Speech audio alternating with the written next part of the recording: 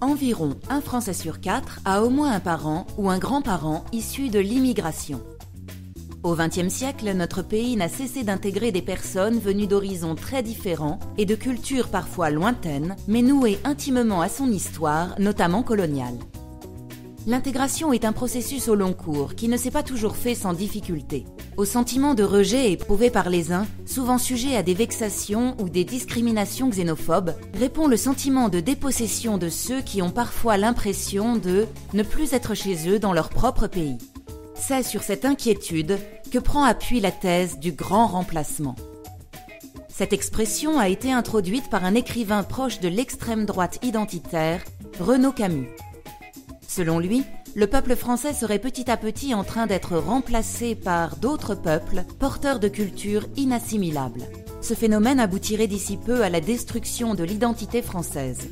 Pendant ce temps, nos élites politiques, intellectuelles et médiatiques feraient tout pour accélérer ce processus qui prendrait place dans un plan plus vaste, une sorte de complot mondialiste destiné à saper les bases de notre civilisation.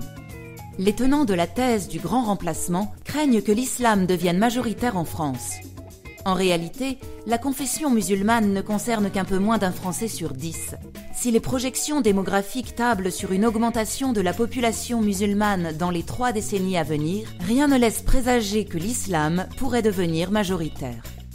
Relayée par certains responsables politiques, la thèse du grand remplacement suppose aussi qu'il y aurait actuellement 2 peuples en présence. D'un côté le peuple français, et de l'autre un peuple fictif composé de populations d'origine africaine ou nord-africaine qui viendraient remplacer le premier.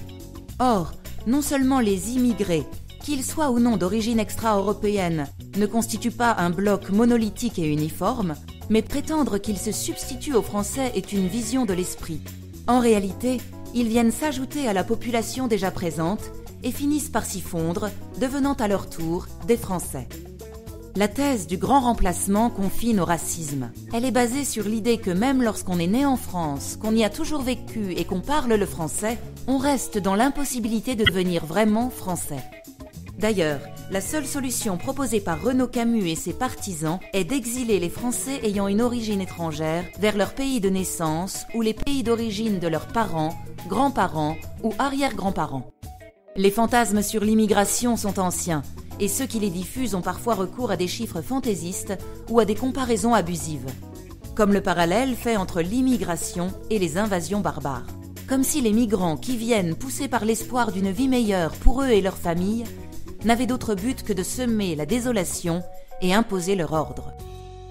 Avec le recul, on peut pourtant affirmer qu'aucun des scénarios catastrophistes et menaçants formulés au cours du dernier siècle en matière de flux migratoires ne s'est jamais réalisé. Aussi populaire puisse-t-elle être dans certains milieux, la thèse du grand remplacement est formellement contredite par les scientifiques.